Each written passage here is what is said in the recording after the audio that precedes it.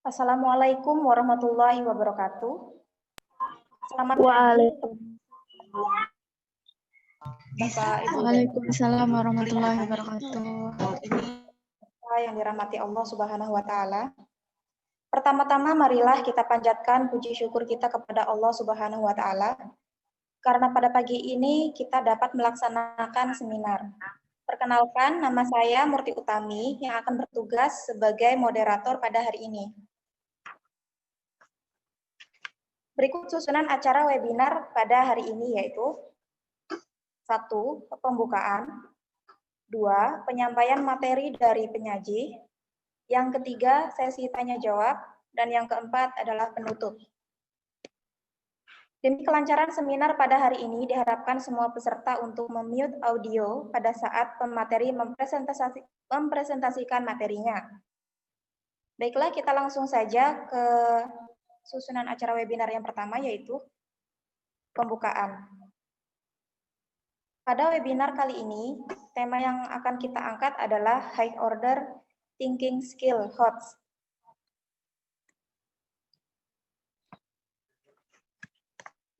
Baiklah, kita akan memulai. Pertama-tama kita mengucapkan basmalah. Acara yang kedua yaitu penyampaian materi. Acara selanjutnya, pemateri mempresentasikan materinya. Untuk materi pada webinar kali ini ada 4 orang.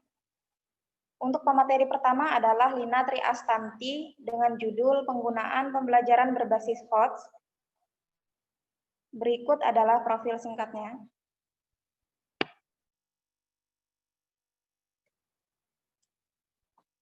Ini adalah narasumber kita yaitu Lina Tri Astanti.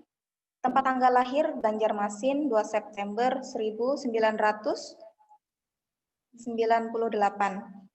dengan NPM 30617560016, Prodi PGSD, riwayat pendidikan SDN Barambai kolam kiri 1, SMPN 4 Barambai, SMPN 1 Barambai maaf, dan SMA 1 Barambai. Dipersilakan kepada pemateri mempresentasikan materinya.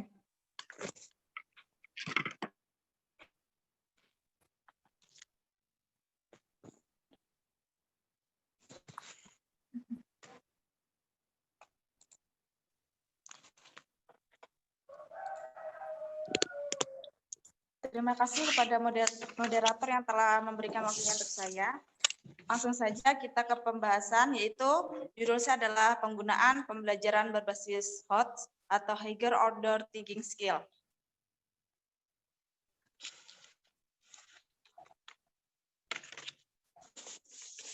Nah, di sini saya akan membahas yang pertama, apakah yang dimaksud dengan HOTS. Yang kedua, bagaimana karakteristik HOTS. Yang ketiga, bagaimanakah HOTS dalam taksonomi Bloom. Yang keempat, bagaimanakah soal HOTS.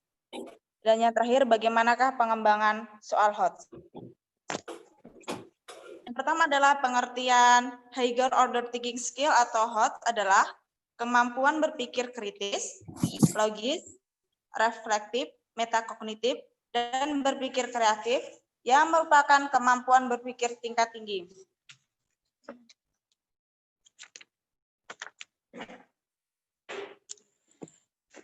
Selanjutnya adalah karakteristik HOTS atau Higher Order Thinking Skill. Yang pertama ada bersifat non-algoritmik. Yang kedua, berpikir secara kompleks. Yang ketiga, memiliki banyak pemecahan masalah. Yang keempat, melibatkan interpretasi yang berbeda. Yang kelima, beberapa kriteria yang kadang-kadang bertentangan dengan satu sama lain. Yang keenam ada sering melibatkan ketidakpastian. Yang ketujuh melibatkan pengaturan diri dalam proses berpikir. Dan yang kedelapan dapat menemukan struktur dalam permasalahan.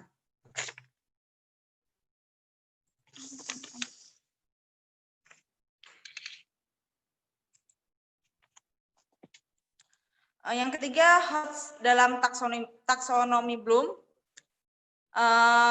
Selama ini kita sudah mengetahui ranah taksonomi Bloom. Biasanya ditulis dengan singkatan C1 sampai C6. Di sini C1 itu mengingat, C2 memahami, C3 menerapkan, C4 menganalisis, C5 mengevaluasi, C6 menciptakan. Nah, yang menganalisis, mengevaluasi, menciptakan itu adalah yang termasuk HOTS.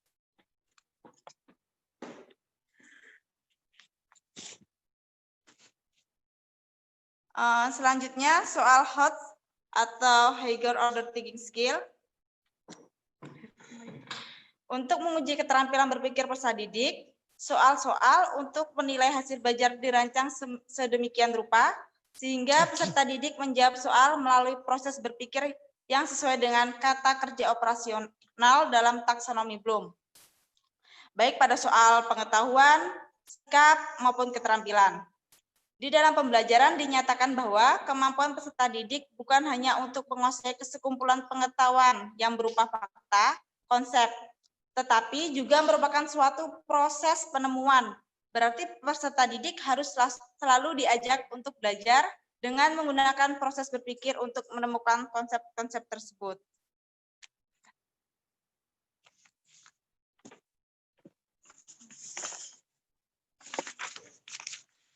Nah, materi terakhir adalah pengembangan soal HOTS.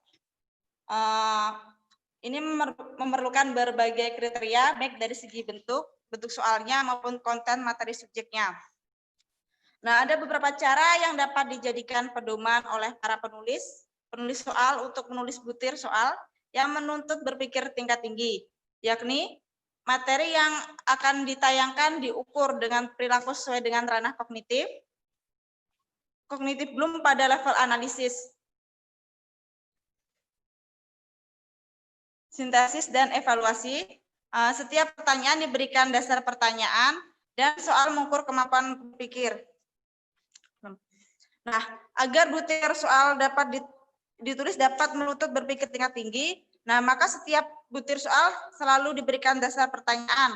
Nah, seperti teks bacaan, paragraf, teks drama, kasus atau gambar, foto, atau suara yang direkam. Nah, itu tadi penjelasan materi dari saya yang berjudul penggunaan pembelajaran berbasis HOTS. Saya kembalikan kepada moderator.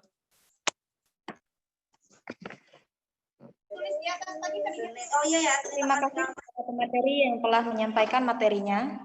Untuk selanjutnya, pemateri kedua yaitu Herawati dengan judul penerapan RPP berbasis HOTS dalam meningkatkan keterampilan dan kreativitas anak dalam pembelajaran.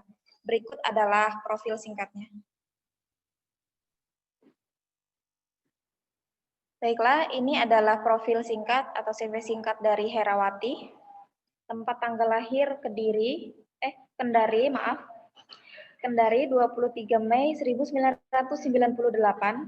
Alamat di Jalan Veteran, nomor 60 Marabahan Kota. Profesi mahasiswa, kemudian riwayat pendidikannya adalah SDN 1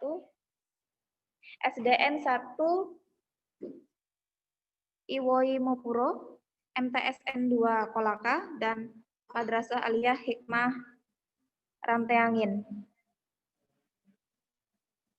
Dipersilahkan kepada pemateri Herawati untuk mempresentasikan materinya.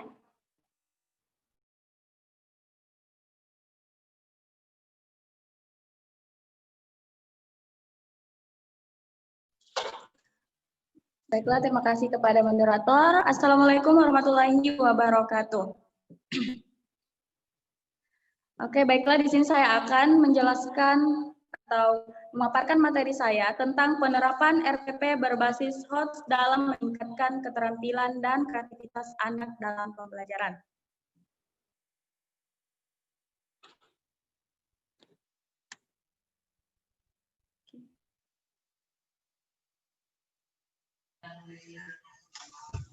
Oke, baiklah. Baik, apa higher order?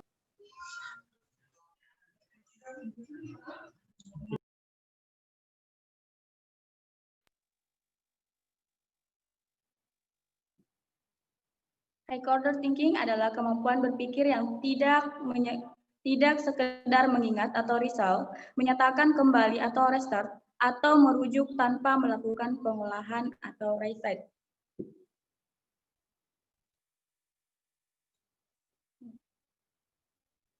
Sebenarnya tadi sudah dijelaskan kepada pemateri yang pertama, apa itu high order thinking skill atau apa itu berpikir tingkat tinggi. Di sini saya hanya menegaskan kembali, apakah high order thinking itu? Yaitu ada 5 poin. Yang pertama, transfer satu konsep ke konsep lainnya. Terus yang kedua, memproses dan menerapkan informasi. Ketiga, mencari kaitan dari berbagai informasi yang berbeda-beda. Terus yang keempat, menggunakan informasi untuk menyelesaikan masalah. Dan yang kelima, menelaah ide dan informasi secara kritis.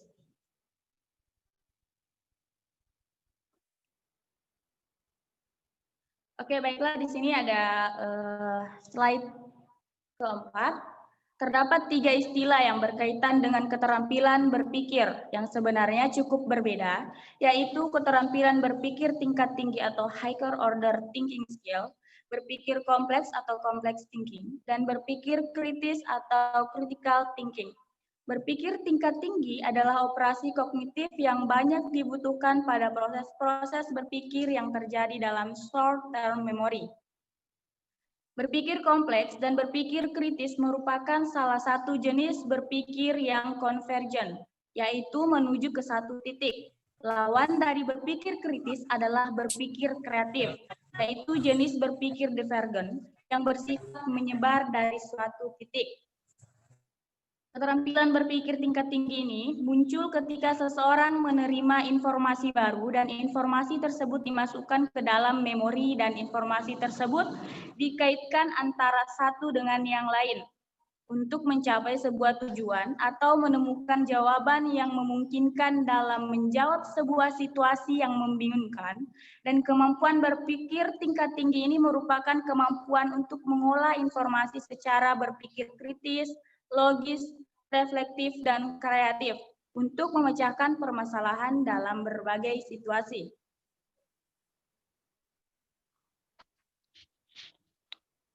Oke, baiklah, di slide kelima, ada Yunistika 2016 menyebutkan bahwa istilah keterampilan berpikir tingkat tinggi merupakan gambaran mengenai hubungan antara berpikir kritis dan pemecahan masalah.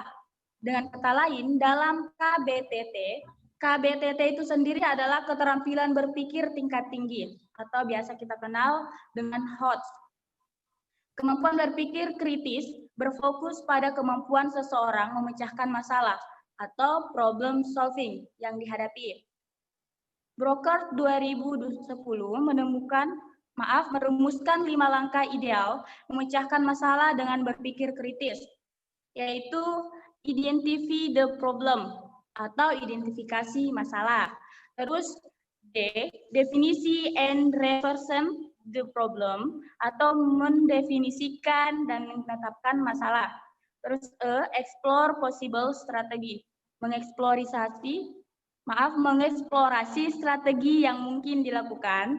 Terus ada A, act on the strategi, menerapkan strategi yang dipilih. Maksudnya itu sebelum kita melakukan atau mengeksplorasi strategi kita harus tahu dulu masalahnya apa, terus kita menerapkan strategi atau memilih strategi yang kita pilih.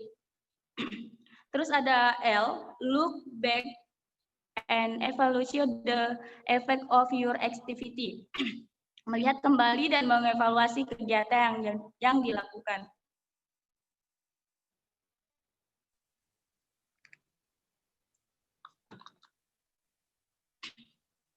Nah, di sini ada juga mungkin ada pertanyaan, apa sih kita harus berpikir kritis? Di sini ada jawabannya ya. Berpikir kritis merupakan sebuah pola pikir yang memungkinkan manusia menganalisis masalah berdasarkan data yang relevan sehingga dapat mencari kemungkinan pemecahan masalah dan mengambil keputusan yang terbaik. Nah, manfaat dari berpikir kritis itu sendiri ada 4, sebenarnya banyak, tapi di sini yang tertera hanya ada 4. Yang pertama, berpikir kritis mampu menyelesaikan masalah. Yang kedua, berpikir kritis dapat membantu dalam pengambilan keputusan. Yang ketiga, berpikir kritis dapat membedakan antara fakta dan opini. Dan yang keempat, berpikir kritis membantu kita untuk tetap tenang sekalipun dalam masalah yang sulit.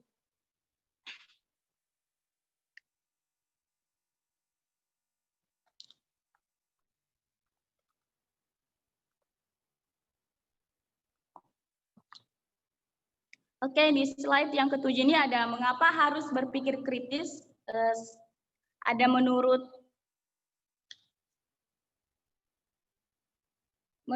Zamroni dan Mahfuz 2009 23-29, pentingnya keterampilan berpikir kritis bagi siswa ada 6 poin. Yang pertama, perkembangan ilmu pengetahuan dan teknologi yang begitu pesat akan menyebabkan informasi yang diterima siswa semakin banyak ragamnya, baik sumber maupun esensi informasinya. Yang kedua, siswa merupakan salah satu kekuatan yang berdaya tekan tinggi atau people power. Oleh karena itu, agar kekuatan itu dapat terarahkan ke arah yang semestinya, selain komitmen yang tinggi terhadap moral, maka mereka perlu dibekali dengan kemampuan berpikir yang memadai. Itu deduktif, induktif, reflektif, dan kreatif, agar kelak mampu berkiprah dalam mengembangkan bidang ilmu yang ditekuninya. Terus yang ketiga, siswa adalah warga masyarakat yang kini maupun kelak akan menjalani kehidupan semakin kompleks. Hal ini menuntut mereka memiliki keterampilan berpikir kritis dan kemampuan untuk memecahkan masalah yang dihadapinya secara kritis. Yang keempat, berpikir kritis adalah kunci menuju berkembangnya kreativitas, di mana kreativitas muncul karena melihat fenomena-fenomena atau permasalahan yang kemudian akan menuntut kita untuk berpikir kreatif. Yang kelima, banyak lapangan pekerjaan, baik langsung maupun tidak, membutuhkan keterampilan berpikir kritis. Misalnya sebagai pengacara atau sebagai guru, maka berpikir kritis adalah kunci keberhasilannya. Yang keenam, setiap saat manusia selalu dihadapkan pada pengambilan keputusan, mau ataupun tidak, sengaja atau tidak, dicari ataupun tidak, akan memerlukan keterampilan untuk berpikir kritis.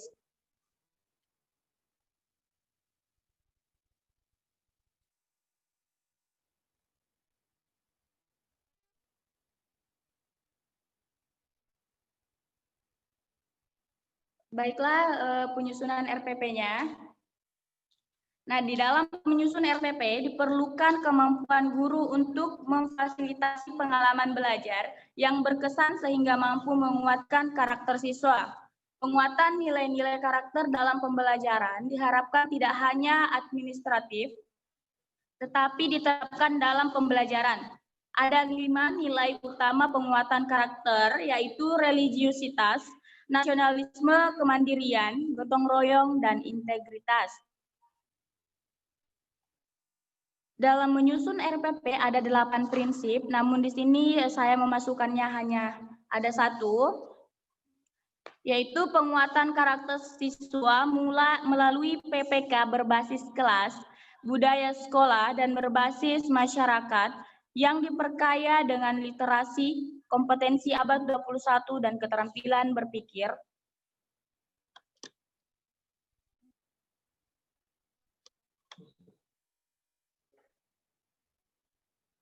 Keterampilan berpikir tingkat tinggi, terus integrasi ini dapat dilakukan pada indikator, tujuan kegiatan pendahuluan, inti dan penutup, serta penilaian. Nah, itu tadi dalam nyusun RPP ada 8 prinsip yang harus kita perhatikan. Mungkin bisa nanti kita kasih atau share materinya ya. Di sini hanya saya menyebutkan 1 saja. Oke, slide selanjutnya. Udah ya. Oke, baik. Di sini ada langkah-langkah penyusunan RPP. Sebenarnya RPP HOTS ini kurang lebih dengan RPP pada umumnya. Yang membedakannya itu penilaiannya saja dan tergantung dari gurunya mau menggunakan HOTS atau RPP biasa aja. Oke, baiklah, di sini ada langkah-langkah penyusunan RPP, yaitu mengkaji silabus, merumuskan indikator pencapaian,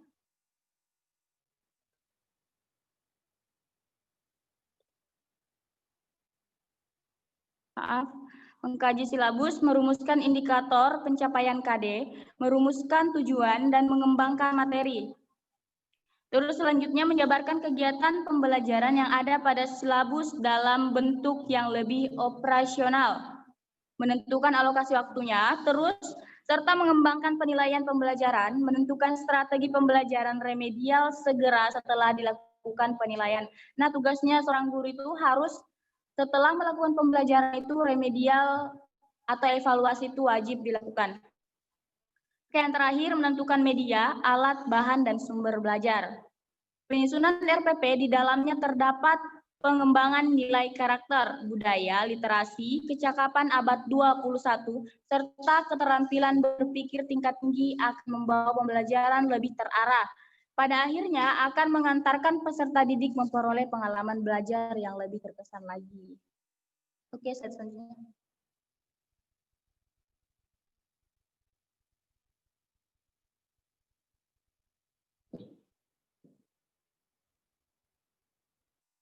Nah, ini ada table of thinking. Yang warna biru ini adalah yang pada umumnya, sedangkan yang warna merah ini penilaian atau tabel pengetahuan HOTS. Nah, di sini Krulik and Rudnicknya, result.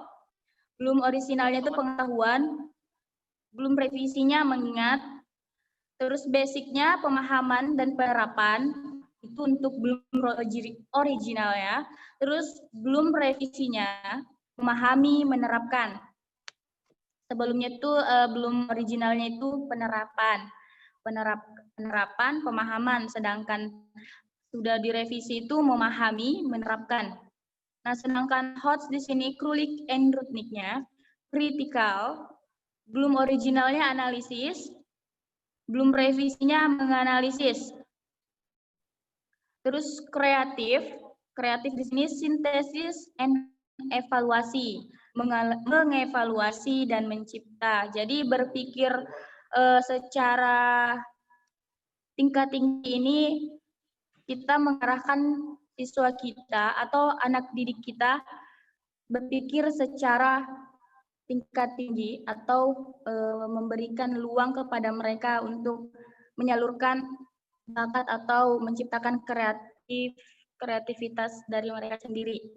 Terus di sini presensiennya berpikir kritis, berpikir kreatif, pemecahan masalah, pembuatan keputusan. Nah, dimaksudkan dari pembuatan keputusan itu misalnya contohnya menciptakan sesuatu dari hasil pembelajaran yang sudah dijelaskan oleh gurunya. Oke, slide selanjutnya.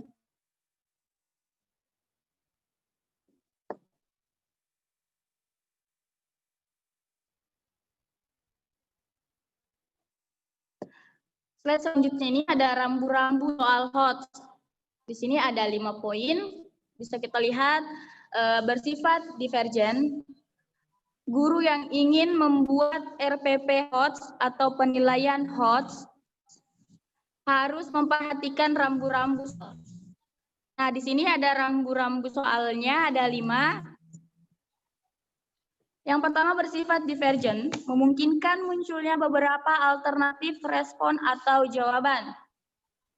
Tidak hanya mengukur kompetensi pengetahuan, tetapi juga keterampilan proses dan sikap. Terus yang ketiga, sistem soal menggunakan stimulus berupa konteks kehidupan nyata atau fenomena yang dekat dengan kehidupan siswa. Terus yang keempat, tidak hanya mengukur pengetahuan tentang IPA, tetapi juga mengukur sikap dan bagaimana menggunakan pengetahuan tersebut dalam kehidupan nyata. Yang kelima, tidak cukup hanya berbentuk pilihan ganda. Ini bentuk soalnya ini, terserah dari gurunya lagi, mau bentuk soalnya pilihan ganda ataupun esai. Menurut guru, apakah siswanya mampu menciptakan sesuatu sesuai dengan kemampuan tingkat berpikir siswanya. Oke, slide selanjutnya. Nah, ini sebagai guru, di sini kita membutuhkan kreatif kita sebagai calon guru dalam mengembangkan pembelajaran. Nah, dalam mengembangkan pembelajaran ada dua yang perlu diperkembangkan atau dikembangkan. Yang pertama karakteristik pembelajarannya, terus dengan karakteristik kompetensi dasar. Oke, karakteristik pembelajaran langsung atau direct teaching. Misalnya face to face atau di dalam satu ruangan seperti pembelajaran biasanya. Terus yang kedua pembelajaran tidak langsung atau indirect teaching atau sekarang yang lagi kita lakukan. Terus yang ketiga mengembangkan berpikir tingkat tinggi atau high order thinking. Terus yang keempat, mengembangkan kemampuan bekerja secara ilmiah dan keselamatan diri serta lingkungan. Karakteristik kompetensi dasar untuk HOT sendiri itu adalah kompetensi abad ke-21, yaitu kolaboratif, kreatif, critical thinking, dan komunikatif. Nah, sekarang kita tuh berada di kompetensi atau abad ke-21, di mana teknologi yang kita gunakan hampir materi kita atau tempat sekolah kita itu di teknologi sekarang atau HP. Mungkin juga bisa laptop atau PC. Terus yang kedua sikap, ketiga pengetahuan, dan yang keempat keterampilan. Itu sangat diperlukan. Oke, slide selanjutnya.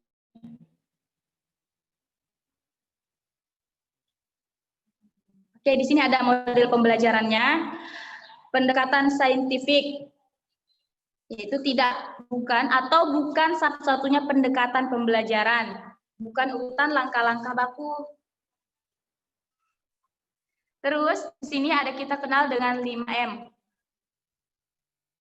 5M itu sendiri bisa kita lihat di sini ada 5 poin. Yang pertama memberikan pengalaman, yang kedua mengembangkan sikap ilmiah, mendorong ekosistem sekolah berbasis ilmiah. Terus yang keempat menantang, dan yang kelima memotivasi. Itu pendekatan saintifik. Karena pendekatan saintifik itu bukan hanya satu-satunya pendekatan yang pembelajaran, bukan urutan langkah-langkah baku juga. Terus di sini ada guru diberi ruang menggunakan pendekatan atau model pembelajaran lainnya. Dalam artian bukan berbasis ceramah, bukan hanya berbasis hafalan, tetapi berbasis aktivitas dan kreativitas, menginspirasi, menyenangkan, dan berprakarsa. Oke, di sini ada dimensi proses kognitifnya. Oke, HOTS. Dalam HOTS ini ada 3 poin. Yang pertama, mencipta, evaluasi, analisis. Mencipta dalam artian mengkreasikan ide atau gagasan sendiri. Kata kerjanya mengkonstruksi, desain, kreasi, mengembangkan, menulis, dan memformulasikan. Terus evaluasinya mengambil keputusan sendiri. Kata kerjanya evaluasi, menilai, menyanggah, memutuskan, memilih, mendukung. Terus yang ketiga analisis, menspesifikasikan aspek-aspek atau elemen. Kata kerjanya membandingkan, memeriksa, dan menguji, mengkritis, dan terakhir mengkritisi. Maksudnya tadi ini membandingkan, memeriksa, menguji, dan mengkritisi. Terima kasih. Nanti filenya atau materinya kita share di kolom komentar. Terima kasih. Saya kembalikan kepada moderator. Terima kasih kepada pemateri yang telah menyampaikan materinya. Oke, kita lanjut ke pemateri selanjutnya adalah Muhammad Hasan Mubarak yang mengangkat judul penilaian berbasis HOTS dalam pembelajaran tematik SDMI. Berikut CV singkatnya.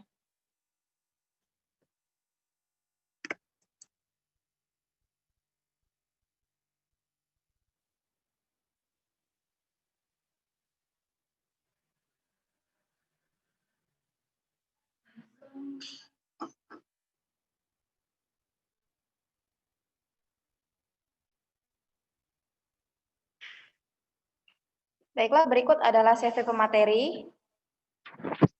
Nama lengkap adalah Muhammad Hasan Mubarak, tempat tanggal lahir Marabahan 5 Mei 1999, tinggalnya di Jalan S. Parman RT 5. Kemudian riwayat pendidikannya adalah SDN Bagus 2, Madrasah Sanawiyah 1 Marabahan, Madrasah Aliyah Negeri 1 Marabahan. Dipersilakan kepada pemateri untuk mempresentasikan materinya. Oke, Assalamualaikum warahmatullahi wabarakatuh. Di sini saya ingin mengambil judul penilaian berbasis HOTS dalam pembelajaran tematik di SD SMP. Tematik ini sama ya dengan K13. Penilaian berbasis HOTS dalam pembelajaran tematik SDMI. Terlebih dahulu saya ingin menjelaskan apa sih sebenarnya HOTS itu. High Order Thinking Skill merupakan suatu proses berpikir peserta didik dalam level kognitif yang lebih tinggi yang dikembangkan diri berdasarkan konsep dan metode kognitif dalam taksonomi pembelajaran seperti metode problem solving, taksonomi Bloom, dan taksonomi pembelajaran dan penilaian. Nah, jadi perlu kita garis bawahi bahwa HOTS itu bukan hanya sekedar soal atau apa. HOTS ini lebih kepada proses di mana kita agar anak itu berpikir dalam level kognitif yang lebih tinggi. Jadi di prosesnya, bukan di soal, bukan. Biasanya kan kita melihat bahwa HOTS itu hanya terletak pada soal atau penilaian. Selanjutnya, HOTS bukan mata pelajaran. Nah, di sini bukan juga soal ujian. HOTS adalah tujuan akhir yang dicapai melalui pendekatan, proses, metode pembelajaran. Kekeliruan memahami konsep HOTS akan berdampak pada kesalahan metode pembelajaran yang makin tidak efektif dan tidak produktif. Nah, jadi ketika kita salah dalam melihat bahwa HOTS hanya terletak pada soal, bukan terletak pada proses untuk anak agar berpikir tingkat tinggi, itu akan berdampak kepada salahnya kita bisa mengambil kepada metode pembelajaran yang tepat untuk pembelajaran kita. Nah, selanjutnya, jenis-jenis penilaian dalam kurikulum 2013 SDMI. Nah, tentu kita semua mengetahui bahwa penilaian itu ada 3. Yang pertama, penilaian pengetahuan atau kognitif. Biasanya di KD itu KD3. Kalau penilaian sikap biasanya 1 dan 2, spiritual dan sosial. Yang ketiga, penilaian keterampilan psikomotorik ya. Nah, tentu kita ketahui bahwa HOTS itu lebih berfokus kepada penilaian kognitif, yaitu biasanya kita lihat soal-soal dan lain-lain. Namun bukan berarti dalam prosesnya kita tidak dapat melakukan penilaian yang lain, misalkan penilaian sikap.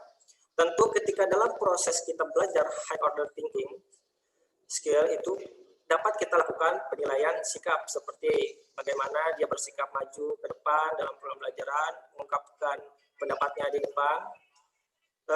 Dan selanjutnya penilaian keterampilan.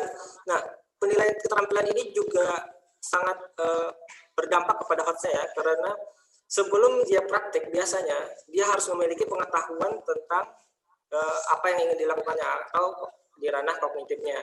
Tentu siswa bisa menggunakan pemikiran lebih tinggi atau high order thinking tadi dalam proses keterampilan atau psikomotorik. Nah, sini akan saya lanjutkan penjelasannya. Soal-soal HOTS dalam konteks asesmen atau mengukur kemampuan. Nah, ini sudah dijelaskan oleh pemateri tadi yang sebelumnya, saya teruskan saja.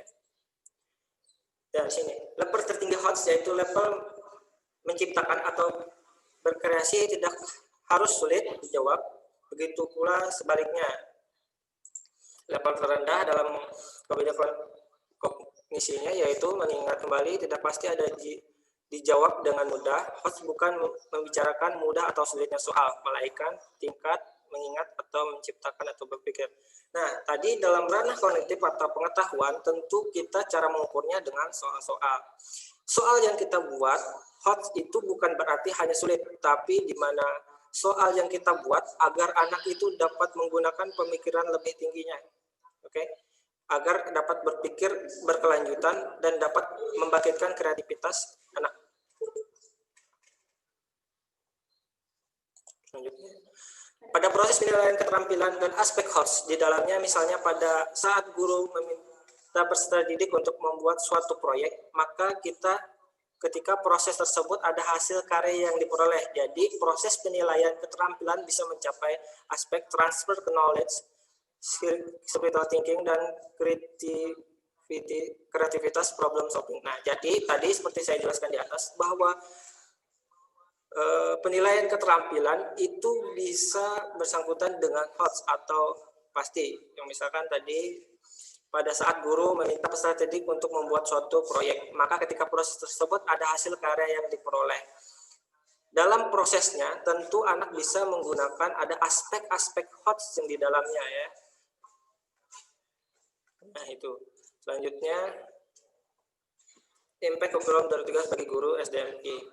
Implementasi tentu ada implikasinya bagi guru. Yang pertama saya bacakan saja ya. Implikasi HOTS pada kurikulum dari bos memperlakukan seorang pendidik yang kreatif bagi dalam menyiapkan kegiatan atau pengalaman belajar bagi anak. Juga dalam memilih kompetensi dari berbagai mata pelajaran dan mengaturnya agar pembelajaran menjadi lebih bermakna, menarik, dan menyenangkan. Jadi di dalam HOTS tentu guru harus bisa bagaimana cara proses pembelajaran itu agar anak dapat menggunakan potensi-potensinya dalam setiap pembelajaran. Tentu dengan metode yang kita pelajari hari ini yaitu HOTS tadi. Nah, di sini ada implikasi bagi siswa. Siswa harus siap mengikuti kegiatan pembelajaran yang dalam pelaksanaan dimungkinkan untuk bekerja baik secara individual, pasangan, kelompok kecil, ataupun klasikal. Siswa juga mampu mengikuti pembelajaran secara efektif, misalnya melakukan diskusi kelompok, mengadakan penelitian sederhana, dan pemecahan masalah. Jadi di sini di dalam HOTS tidak ada batasan bagaimana guru melakukan proses pembelajaran, tapi di mana HOTS itu diharuskan guru agar mengangkat pengetahuan anak agar lebih berpikir tingkat tinggi. Nah, itu saja yang dapat saya jelaskan tentang penilaian HOTS dan HOTS itu sendiri. Saya kembalikan kepada moderator.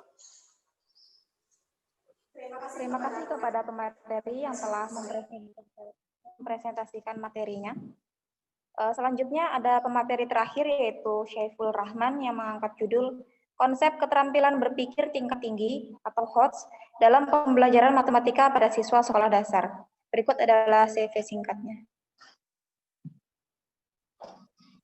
Oke, jadi saya mengambil judul Konsep Keterampilan Berpikir Tingkat Tinggi atau HOTS dalam Pembelajaran Matematika pada Sekolah Dasar. Oke, jadi pembelajaran di sekarang ini ya tidak lagi memandang siswa sebagai gelas kosong atau yang merupakan hanya sebatas target untuk memenuhi kewajiban pengajaran. Nah, jadi pembelajaran yang ditargetkan pada abad ke-21 ini ialah yang dapat merangsang siswa itu menjadi pembelajar yang aktif, kreatif atau kritis yang sudah dijelaskan tadi, serta menyenangkan sehingga akan terciptanya pembelajaran yang bermakna. Jadi pembelajaran di Indonesia saat ini yaitu menggunakan kurikulum 2013 ya, dengan menggunakan pendekatan saintifik atau yang meningkatkan prestasi belajar siswa yang menggunakan kemampuan berpikir tingkat tinggi siswa itu. Tapi ya, namun ada kendala selama ini yang sulit sekali melatih itu siswa agar berpikir tingkat tinggi.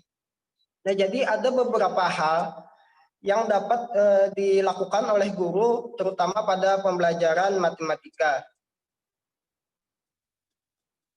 Nah, karena pada kurikulum 2013 ini, berdasarkan taksoni Bloom yang telah direvisi itu ada 6 tadi kan, seperti yang sudah dijelaskan, yaitu mengingat, memahami, mengaplikasikan, menganalisis, serta mengevaluasi dan mencipta. Namun pada keterampilan berpikir tingkat tinggi adalah Cuma itu ada 3, menganalisis, mengevaluasi, dan mencipta. Itu yang lebih ditonjolkan pada pembelajaran HOTS.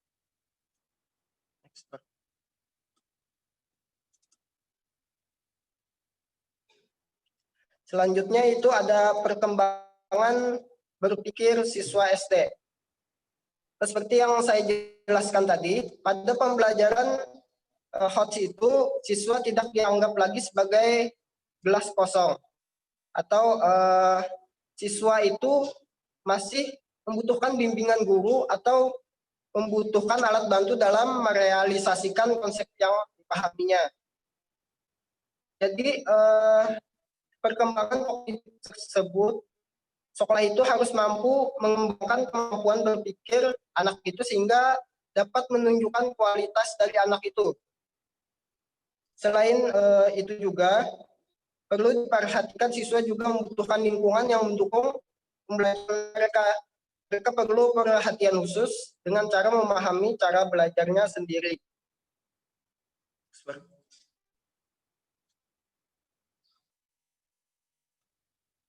Konsep keterampilan berpikir tingkat tinggi pada pembelajaran matematika. Nah, jadi salah satu tujuan pembelajaran matematika itu ialah siswa mampu mengembangkan atau berpikir tingkat tinggi. Strategi dan motivasi di atas dapat membantu guru untuk mengimplementasikannya di dalam kelas.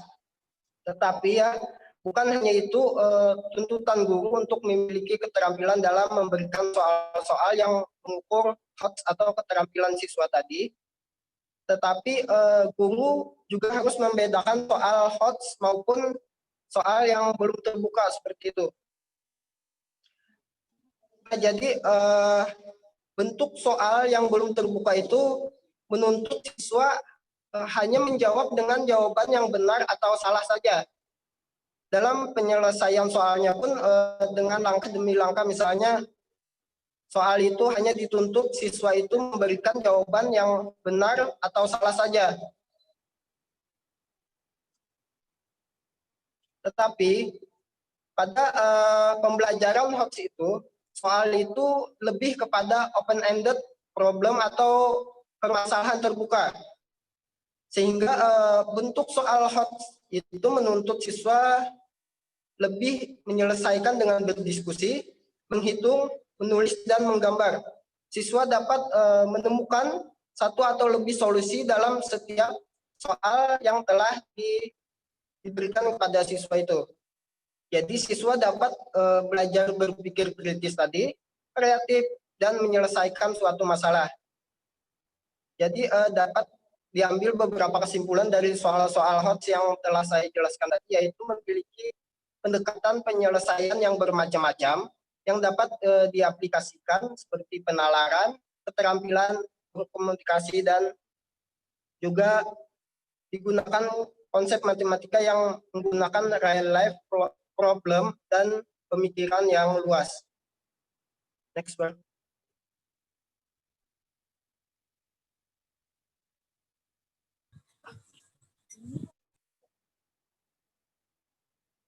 Nah, ini tadi contoh dari penjelasan saya. Coba kalian lihat di situ ada soal tertutup pada bagian kiri. Nah, di situ dilihat tentukan luas persegi panjang dengan panjangnya 5 cm dengan lebar 6 cm. Di situ soalnya hanya memberikan kepada siswa untuk menjawab benar atau salah. Itu saja. Coba kalau kita lihat pada soal terbuka pada sebelah kanan itu, buatlah ukuran dan lebar panjang persegi jika luasnya 30 cm. Jadi siswa itu lebih mengeksplor kreativitasnya, daya berpikirnya, sehingga penerapan HOTS itu pada siswa berjalan dengan maksimal atau tujuannya dapat tercapai. Di situ ada lagi contoh yang kedua, berapakah hasil 12 kali 3? Lagi-lagi soal tertutup itu pada matematika hanya memberikan benar atau salahnya saja. Tetapi jika kita menggunakan soal pada HOTS atau soal terbuka, sebutkan 2 angka yang hasil perkaliannya adalah 36. Nah, jadi di situ siswa tidak dituntut untuk hanya memberikan jawaban yang benar atau salah saja. Tetapi mereka lebih berpikir, mungkin lebih berdiskusi dengan temannya seperti itu. Jadi kita lebih mengeksplor kemampuan dari siswa tersebut.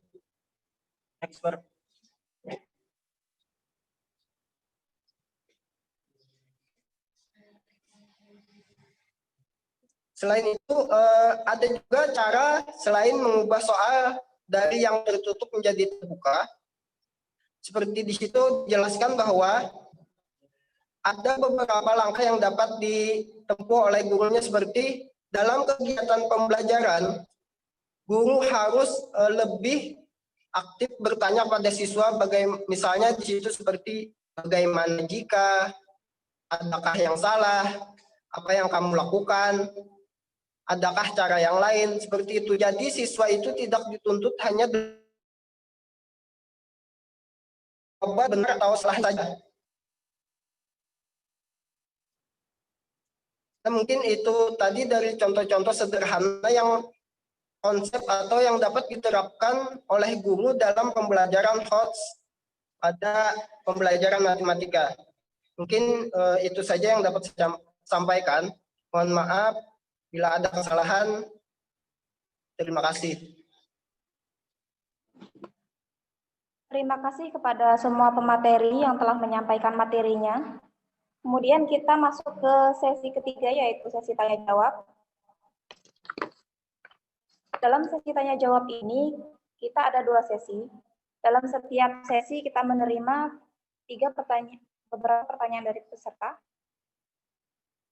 Sudah saya sebutkan ya di kolom komentar tadi, bagi peserta yang ingin bertanya agar menulis pertanyaan di kolom komentar dengan aturan: 1. Tuliskan nama, 2. Pertanyaan, 3. Materi yang ingin ditanya. Kemudian nanti moderator akan memilih 3 pertanyaan dari semua pertanyaan yang diajukan. Untuk mengingatkan kembali, pertama tadi untuk pematerinya adalah Linatri Astanti dengan judul Penggunaan Pembelajaran Berbasis HOTS. Materi kedua adalah Herawati dengan judul Penerapan RPP Berbasis HOTS dalam meningkatkan keterampilan dan kreativitas anak dalam pembelajaran. Pemateri ketiga adalah Muhammad Hasan Mubarak yang mengangkat judul Penilaian Berbasis HOTS dalam Pembelajaran Tematik SDNI. Kemudian pemateri terakhir atau yang keempat adalah Syaiful Rahman dengan judul Konsep Keterampilan Berpikir Tingkat Tinggi HOTS dalam Pembelajaran Matematika pada Siswa Sekolah Dasar. Baiklah, ini ada salah satu orang penanya dari Nur Sifah. Ingin bertanya kepada Linatri Astanti. Tadi pemateri menjelaskan tentang HOTS atau berpikir tingkat tinggi. Yang ingin saya tanyakan, di saat pandemi seperti ini, otomatis proses belajar mengajar tidak bisa kita lakukan secara langsung seperti biasanya. Lalu bagaimana cara kalian sebagai calon pendidik dalam menerapkan proses belajar tingkat tinggi atau HOTS tersebut pada saat pandemi seperti ini? Terima kasih. Baiklah, kepada Saudari Lina. Silakan. Terima kasih kepada Nur Sifah yang telah memberikan pertanyaan. Pertanyaan bagus sekali. Tadi pertanyaannya lihat bagaimana cara kalian sebagai calon pendidik dalam menerapkan proses belajar tingkat tinggi pada saat pandemi sekarang ini. Nah, saat pandemi sekarang ini kan banyak dilakukan pembelajaran secara online, ada yang di SD lewat WA atau classroom bisa. Nah, itu bisa dengan memberikan soal-soal terbuka yang tadi disampaikan oleh pemateri terakhir yaitu Saiful Rahman. Nah, bisa dengan cara itu sebagai peserta didik menggunakan proses pembelajaran berbasis HOTS. Ya, akan diteruskan oleh Saiful Rahman karena itu tadi mengenai materi dari Saiful Rahman mengenai soal-soal hot.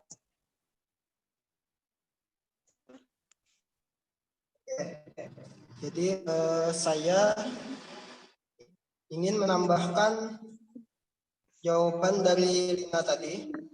Nah, jadi walaupun kita di masa pandemi ini dengan pembelajaran online itu tidak dapat menghentikan pembelajaran hot study.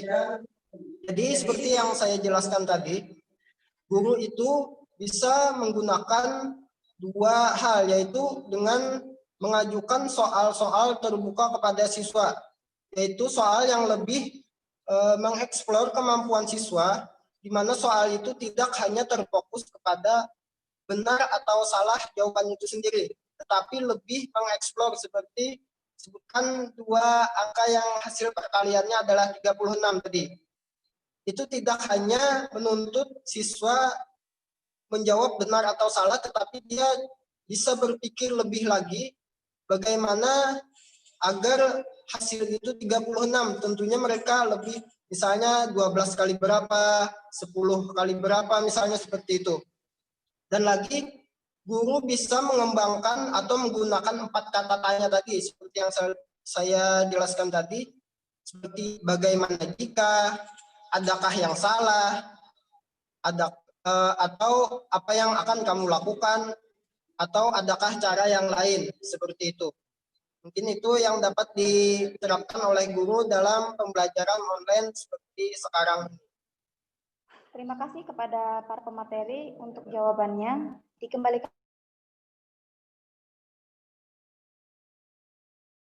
memenuhi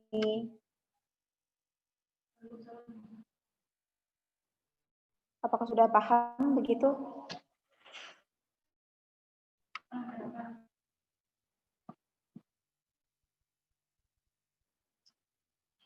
Ditunggu untuk penanya selanjutnya.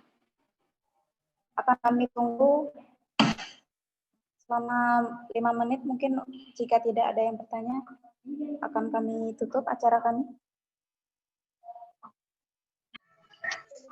Baiklah, terima kasih kepada Saudari Siva. Oke, bagi teman-teman yang ada di sini jangan keluar room terlebih dahulu. Kami akan mengirimkan link sertifikat di komen ya. Bisa langsung Anda download sertifikat seminar kita hari ini di kolom komen ya. Nanti saya akan kirimkan linknya. Bila ada teman-temannya yang terlanjur keluar atau keluar dari room sebelum habis acara atau sudah mengisi daftar hadir tadi, bisa hubungi panitia langsung ya.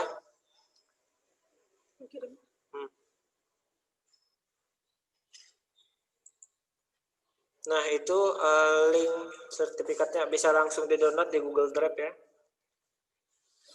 Kami berikan waktu sekitar 5 menit sebelum kami tutup roomnya untuk kalian mendownload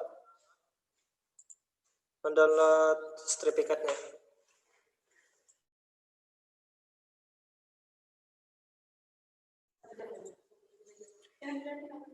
Nah sekali lagi mungkin kami tutup ya hari ini seminarnya. Terima kasih atas partisipan semuanya. Kami sangat terima kasih banyak untuk semua peserta hari ini. Kami akhiri. Assalamualaikum warahmatullahi wabarakatuh.